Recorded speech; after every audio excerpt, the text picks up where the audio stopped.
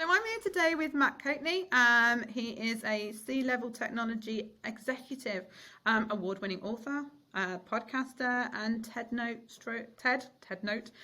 stroke keynote speaker. So we'll get onto that in a little bit. I want to find out more about that one. But you are the author of The Human Cloud, which is over his left shoulder Yeah, for those of you which are yes, watching. yes. Um, and so, you're all around technology, you're all about AI. Tell me a little bit about how you see the AI impacting sales and the sales landscape in, going forwards. Yeah. And it's a lot like what I've seen tech do and AI specifically do in other industries as well. There's a risk of a race to the bottom where sort of AI and chatbots and those kind of things replace the human connection. I am not about that. I don't think that's an effective sales strategy anyway. As a It's now like, quick, don't CIO, shoot me. oh, Nobody as hates a me. yes, oh my gosh, as a CIO now that is getting inbound like many dozens of times a day, it just doesn't work, folks. So yes, but I do think I've always talked about tech and AI as being a decision enabler, decision support tool. So for those that are in sales and in marketing, and I've seen this play out over the last couple of decades, it provides more of that background intel for you. It sort of short circuits all the legwork that you used to have to do manually or that your sales enablement teams would do manually. And you can get much more quickly to the point of who's your target audience, how you should be speaking with them, what are the right channels. Sort of, it's all about that understanding what can be most effective for you and sort of maximizing your outcome. But So then, you're yeah. talking research with that. You're talking sort of pre-call research, pre-reaching out research. Part of it is research, and increasingly what I'm seeing is content generation as well. So the AI tech is getting good enough, pretty solid, where you can start building some first draft copy of things like thought leadership pieces or reactions to certain articles and things like that. Yeah, that, I mean, if you think about how much effort that kind of work takes Yeah. to be able to have something help you with that, it's wonderful. It's like having a army of freelancers at your disposal. Yeah, and I guess the thing is it's, thinking about it realistically, it's not replacing, it's the first, as you say, it's the first draft. So it's that first rough copy that you would then, put your own stamp on, put your own phrasing on, make it your own, but it's got kind of framework to kind of start with. Exactly. And yeah, if you believe in sort of consultative selling, right, where you're engaging with the content and with the topic, then there's a product out there that isn't really AI. It's more of an aggregator, but something like a Hootsuite, which looks at a particular topic and then aggregates a bunch of content that you can share. It's things like that, but it's getting increasingly sophisticated in the last couple of years. Okay. And do you think that's adding to the noise? Do you think it'll cut through? Because the thing is, everyone seems to be, there's so much information out there and it's so I know. bombarding. It's like, how do we, is it going to, how is it going to stand out? Yeah, well, and I find myself adding to that noise lately, so I feel that pain. Um, yeah, I do. I mean, what I have found is there is a lot of noise out there. It gets worse by the day, but the pieces, like the work that I have done that has resonated the most and consequently had the most clicks, are those things that are more personal. So it's more of my take on something or my thought on something or engaging with other person and engaging in a conversation, like those kinds of posts and things like that are much more successful than just a generic here's some information about X. um, Okay. but I mean, I do think that there is, and I don't have a good solution for this, but there is so much noise out there that I feel for those in sales, and I support and work with them regularly, because it is harder to get your message out there. Like there's just so Yeah. much that we buyers as an executive just ignore 99% of it. Yeah. Yeah. Yeah. And so that those pieces that have worked for you, you've used AI as the sort of starting point for those and then filled it out with your I own. have in certain instances, yes. So I've played around a bit with the content creation. I don't think that it's quite there enough for me, and I like to write anyway, so I don't necessarily want to automate that piece. But I do automate a fair amount of the discovery. So I have a number of feeds and bots, for lack of a better term. And it sounds more sophisticated than it is. These are really just sort of the old news, you register for a news feed email kind of thing, and then you So a bit like it's like that, but it's just next level. with Google, you can register certain keywords and it sends them to you. We're talking that sort of level, aren't we? Yeah, and then the technology these days, because again, there's so much noise out there. If you just create an alert, you could have hundreds of articles you have to sort of parse through, rather than having a software that basically aggregates that for you, figures out what's most resonating and what you like the most. So that's where I'm seeing is sort of that Netflix or Amazon kind of recommendation engine starting to make its way into content curation. So it's pretty cool stuff. And so that's very, like, it's very accessible, isn't it, for anybody, whether you're a small organization, whether you're a large multinational organization. It's those sorts of things, those starting points are actually quite cost effective. They are, and increasingly so. That's probably been, that is the biggest trend and transformation I've seen over my career, because I started, I'm a little bit older, so I've started about 20 years ago, and we did a lot of the same kind of technology back then, but it was incredibly expensive. So only the largest companies could afford to do that. And now, and a lot of your users are probably, or a lot of your audience are using software like a Salesforce or a HubSpot or something like that, like a CRM.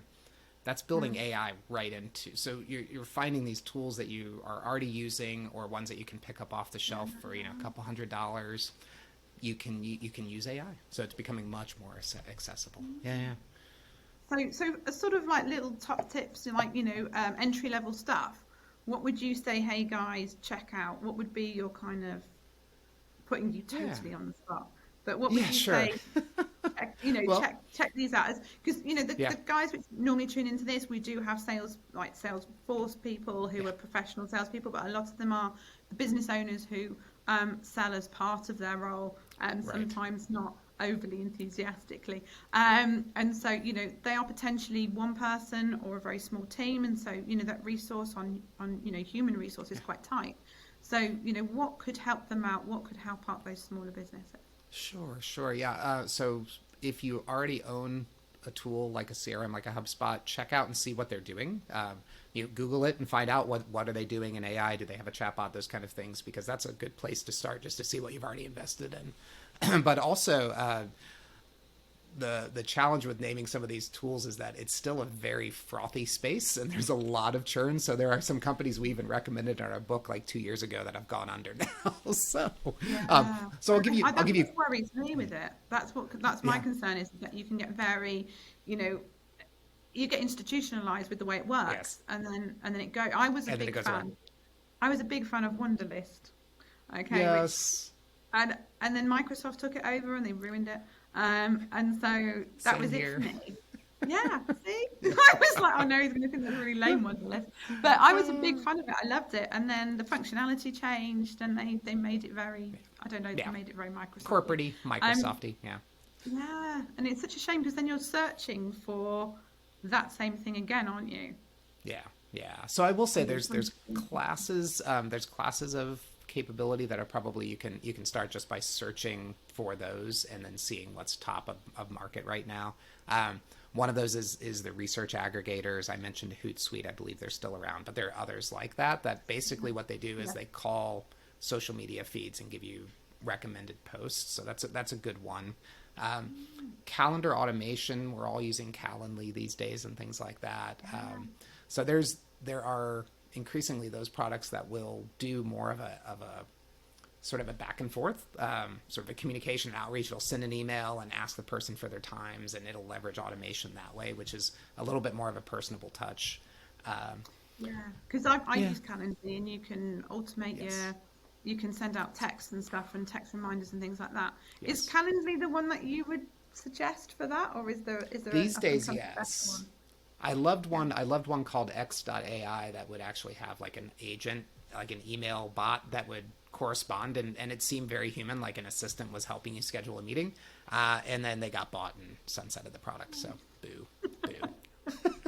we'll stick with Calendly. So stick with Calendly right Stick with now. Calendly for now. Doodle's coming along well also. But yeah, and then there's on the content production front, that is still very much R&D, but it is. You'll start seeing it, so we'll keep an eye on it. I think within the next year or two, you'll see it become more commonplace. It's already being used for an editorial for newspapers and things like that. So there are articles in the Wall Street Journal, New York Times. Seen it. Yeah, I've seen it come up as well on Facebook feeds as this ad's been created by AI. Yeah. And so they've started with like ad copy and ad creation and stuff. Yes, So, yes, which is it's pretty yeah, crazy. it So is it's coming. crazy. Yeah, Well, I'm like, yeah, and also I think they always said, didn't they, that like the creative side of stuff would be so much harder to simulate in a computer-based thing, and it was all the accountancy kind of stuff that you've got to watch your jobs for right. because that's the easier Yeah, to automate, but actually they're getting really quite smart, aren't they? they are. Yes. So, and I'm in the legal profession, legal industry right now as a technology executive, and there is a lot of automation that's going on in things like contract review and contract drafting and litigation discovery and all sorts of yeah. So and those are some pretty Yeah. advanced expertise, but it is at the end of the day, it's all synthesizing information and coming to a conclusion on something. And computers are actually really, really good at that, and they don't have to sleep. Yeah. No. So they can just But keep they churning They away. can get sick, but in a kind of They different can way, get isn't sick. it? That's right. Absolutely. Yeah. So it is. You don't need to stand 2 meters apart, so that's quite handy too. Yeah. You can't There catch is. me There's down. there's a lot of tools around. And that's the funny thing. Again, we don't think of it as AI anymore, machine learning, but even so I use Gmail for my personal and professional accounts. That autocomplete where it'll just sort of finish your sentence for you and you hit tab and which is a huge time saver. That's all machine learning. Yeah. Translation is another good one. So if you're selling internationally and translation is an important aspect for you, that technology has leaps and bounds. 5 years ago, I wouldn't have used it. Now it's rock solid. Yeah. Yeah, because that was I remember back in the day. You translate all sorts of weird and That's wonderful terrible. stuff, and you'd be like, "No, that's terrible." Just not right. Even with French, you've got they change round what element they say first. Yes. So it's like blue dress rather than dress blue or whatever. And so it was things like that it just didn't pick up on, and I was like, that's surely really simple because that's a rule of the language. But yeah, you don't have that nowadays. It's a lot. Yeah, it's very impressive, isn't it? It is. Very Yeah. impressive. Yeah. To give you a sense of how good it was, there's an article on AI. It was about the Chinese government establishing a set of rules to guide ethical AI development. But the article, you read the whole article and it was expertly written. And then you come to find out it was actually translated from Spanish to English by AI. And I would not have been able to tell the difference. It was brilliant. So Oh, really? crazy stuff. Yes. That is impressive, isn't it? Yeah. That is. Oh. So how do you think? We touched on before we started recording on the fact that you sit in with salespeople and they kind of bring you in, they roll you out as the kind of tech guy in a sales conversation. So how do you find that? What are your observations coming from it? Because you're kind of observing the sales scenario, but you're kind of also part of it. Part of it. Yeah. What's your kind of take on sales and how sales has evolved? Yeah. I've worked with sales most of my career at this. Actually, all of my career. I've been in software sales, software development for a good portion of my career. Also, IT services. So there's a sales component to that. The things that I always found, and this will be no surprise to your listeners, the things I found that were most effective were often the consultative selling. So it wasn't the a handshake and a Starbucks was what we used to joke. Show up, handshake, Starbucks, renew your multi-million-dollar, multi-year contract, and everything's good. No, with technology in particular, it has become so sophisticated, and the buyers have become much more sophisticated that even if you're not a domain expert, even if you're not steeped in technology, to be able to talk in that language and have a meaningful conversation about what the pain points are and how tech in general can solve it, whether it's a solution you're selling or not. I mean, it's good old fashioned consulting. That always seems to resonate better with the buyer, and that is whether the buyer is a CFO, CIO, CEO, whatever. And so I would say that's the one thing that's changed quite a bit from when I started, was just the sophistication of those that are engaged in conversations around sales. I was just so much more, and so you have to be able to rise to that occasion, because if you're just reading off a PowerPoint or doing a non-interactive demo, you'll lose the audience. Yeah, no, that totally makes sense. So it's got more. Do you think that's because when we talk around it, when I talk around it with sales training and how things have evolved, I talk around the fact that people have the information is so much more readily available that rather than you being the holder of the information, they come to you to almost help them translate it into something which actually, what does that mean to me? So, for instance, with cars and things like that, you can find out how much something should be worth roughly because you've got all these checkers online and you've got all the information there. You can download brochures and everything else, but it's actually, what does that mean to me? I mean, like, I go looking at TVs and there's all these numbers that I'm like, well, that sounds great, but I have absolutely no understanding of how that translates into the viewing of it. And the same with sort of vehicles and stuff.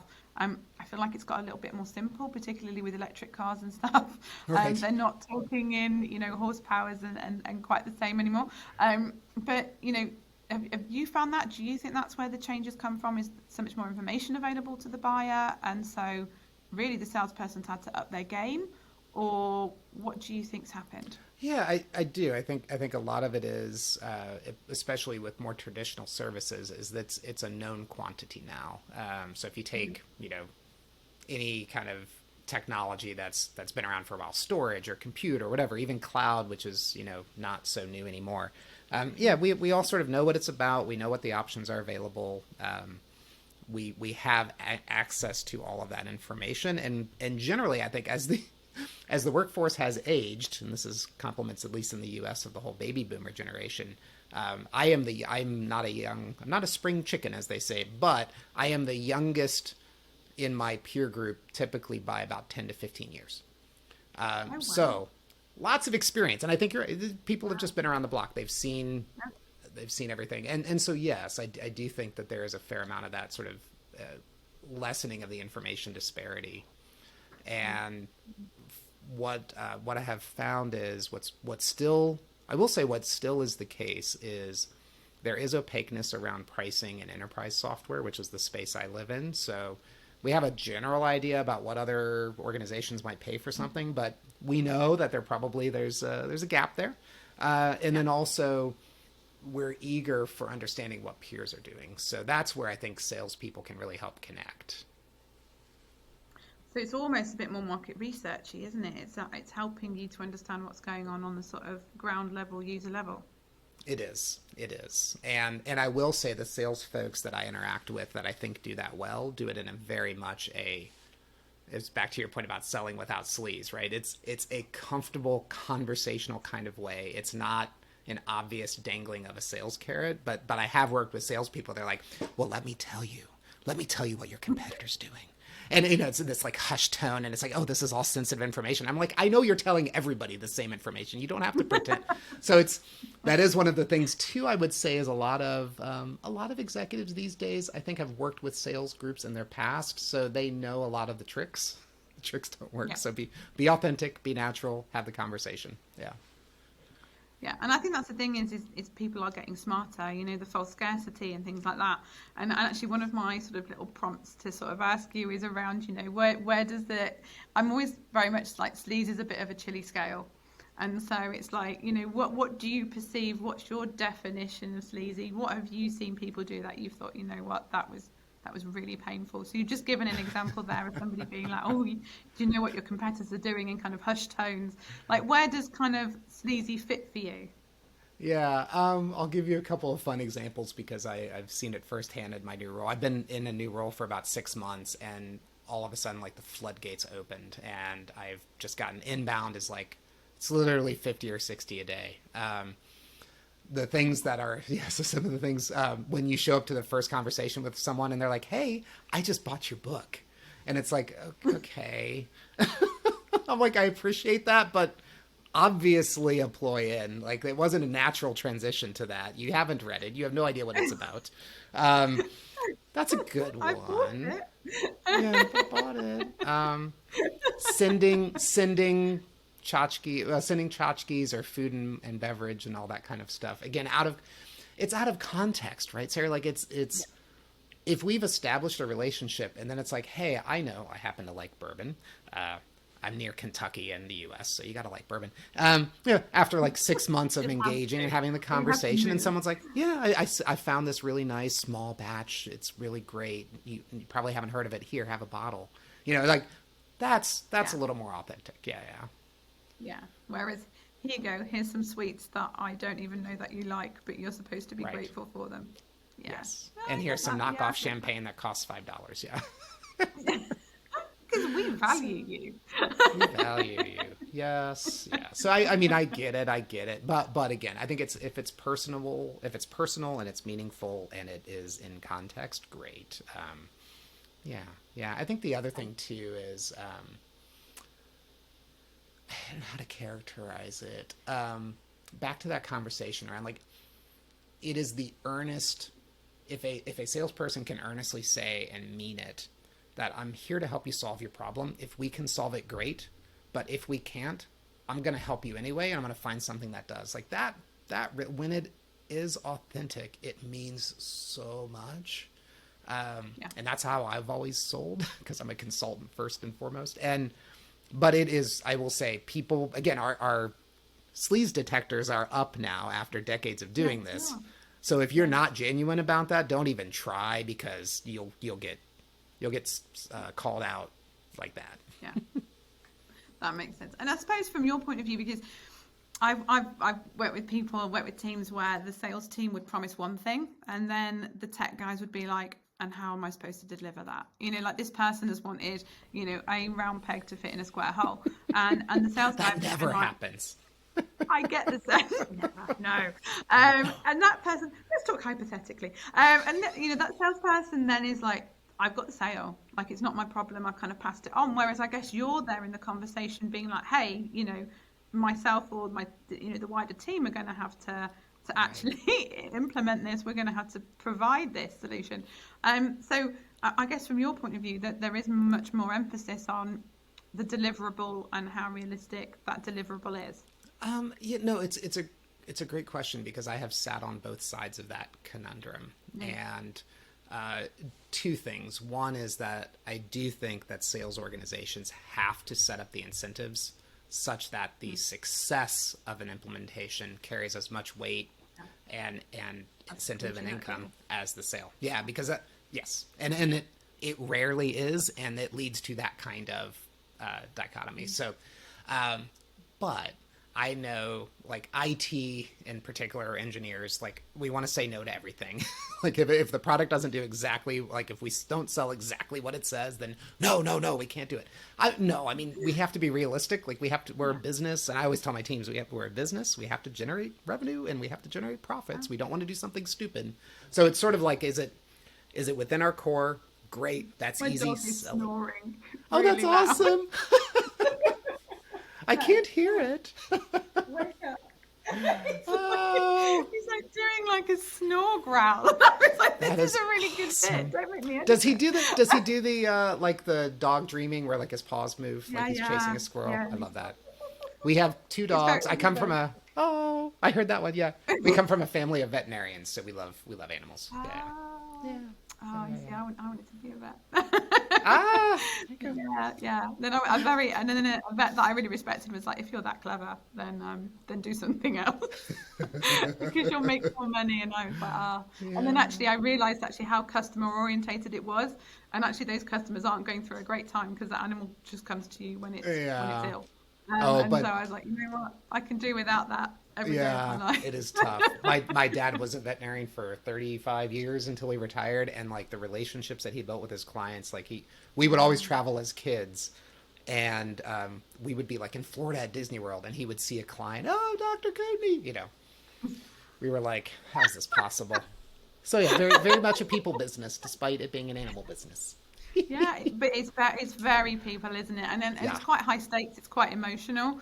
And it I was like, is. you end up almost being more of a counselor Oh, absolutely. than So yes, my yeah. brother, my So sister, and my nephew are all either veterinarians. My nephew's in really, veterinary school right now. Yeah, yeah, yeah. wow. Oh And then my there's me. word.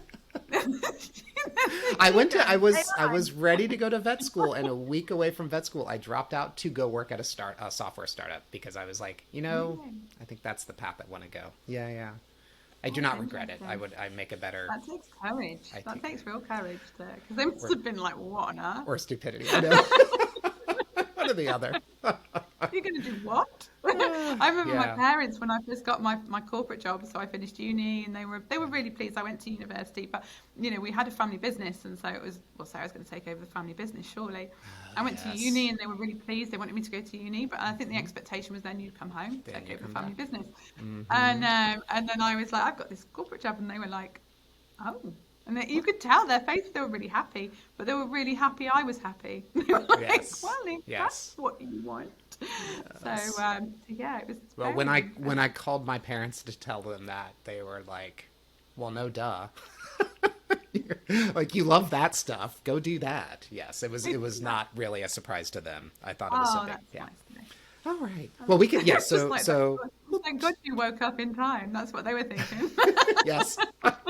Because vet school is not inexpensive. That would have been a very expensive mistake to have come out of. Learning that, yeah. Yeah, yeah, yeah. But yeah, Anyway, so sorry, back to what no, you were no, saying. you're good. You're good. I love. I could go on tangents all day. Yeah. So on the other piece around, uh, with what has worked. Darn it, I'm losing my train of thought. So it was managing the kind of sales scenario Yeah. with and the promise along with Oh, thank you. the Yes, tech, and yes. you were saying about how first and foremost we're a All business right. and we need to make that tech Yes. work. I think that's the Yes. thing, isn't it? Is you can create a widget, but if nobody wants the widget, That's you're right. going to have to make alterations to it because it's not going to fit Yes. everybody. Yeah, and so I always said, if it's within our core business, that's an easy sell, and you don't even need like us involved. But then if it becomes it's a little bit around the edges, then have the conversation because those are the opportunities that lead to product enhancements or new products. Like, why would you turn those down? So that's my advising to IT teams or really any product team to say, don't disparage those. Now, if it's you're selling software and then someone wants you to come over and sell, I don't know, veterinary care. You're like, okay, that's a little far afield. But if it's close enough, if you can draw the line, then Yeah, do so. it's kind of pushing your boundaries, isn't it? And maybe Yeah. that's an indication of actually where your customers' needs are now or where they're going.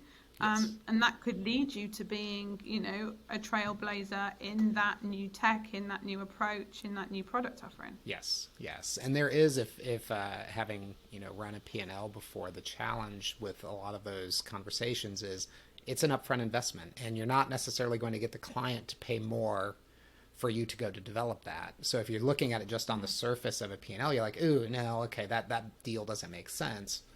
But if you treat it as an R&D, as an investment, then sure, like that could make Yeah. sense then. So yeah, that's what I've seen to be effective for what it's worth. Nice. I like it. I like that. Yeah, I like that approach.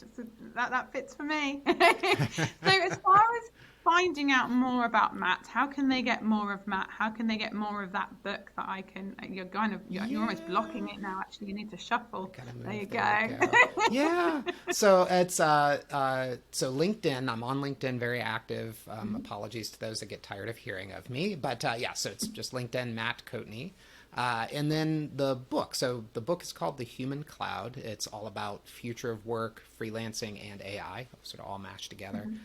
It is available as an English book at Amazon, wherever you get your books. It just came out in Korean like this week, so that's Very pretty awesome. exciting. In a foreign language, I can't In a foreign imagine. language, and Russian's coming next, I understand. So that'll be around the corner. Yeah, and then the podcast. So we have a podcast called The Human Cloud, because we are not creative in our naming at all. So, Hey, that you could hey, say that in a about good me, way. whereas I just go with I'm consistent. I like to do. Consistent I like to brand say what it says on the consistency. tin, And then I you've will got say, consistency across the and this board. is why I'm not in marketing. We had so HarperCollins published our book, and we had a terrible name. I don't even remember what it was, but right as we were finishing the draft and giving it to them, they're like, "So we need to talk about the name." It's like, okay, and they're like, "We don't like yours." So we were dubious. They were like, "We're going to put it out to market. We're going to do some tests and see what sticks." And that's what they came back with the Human Cloud, and we were at first like, okay, maybe that'll work. And they talked us, and we're so glad it went with that because it's easy to remember, and it fits the whole future of work thing, and it's human centric, so it's not just So about what was AI it going taking to our be? jobs. What was it going to Oh, be? it was something terrible like our next big leap forward or something like that, which was just a mouthful and not really helpful. Yeah, yeah, yeah. Oh, I So there you quite go. like that though. Yeah, Yeah, that's yeah, nice though. And it's nice to have adopted it because I think sometimes when you, it's a bit of a brain baby a book, isn't it? And so for it someone to then is. go, actually, I want to rename that baby, I'd be like, are you kidding? Uh, What? Yeah. whereas But I they had a know what they're conundrum. doing. Well, they do, don't they? Well, I had a Yeah. conundrum with mine because somebody in marketing had written a book called Selling Without Sleaze and then talked around like how to be ethical in marketing or something. Okay. And so I was like, why did you say that? This is marketing. Why did you use a sales thing for marketing space? Yeah. I was like, what? But I went over and over and I was like, because throughout the whole process, it's selling with the business is called Selling Without Sleaze. The Yeah. book's going to be called that.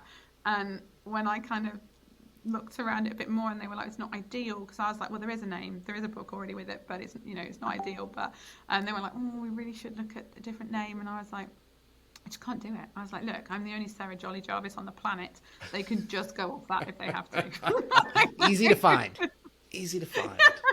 Don't forget Well, the and E yours for is going to take off Jolley-Jarvis. so much more than that other book, so it won't be a problem. Well, That'll be a well, it, well, footnote. it, well, it, it's done well. Nice. It's got its Yeah. international bestseller categories and everything else. So it has done well. But Awesome. it's a funny one when you kind of, well, I can't possibly change its name. What on earth?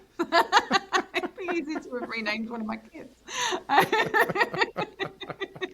Oh yes, yeah, yeah. No, it is. I mean, Oh, it's a labor of love to create a it is book, but definitely, I think I would do it again. definitely. Yeah, Would you? I Oh, I think don't think so. I'm. I'm sort of No, I weird don't that think way. so. No. Well, I wanted to be my dream as a kid, which is a weird dream. This says a lot about me now that I think about it. My dream as a kid was to become an English professor.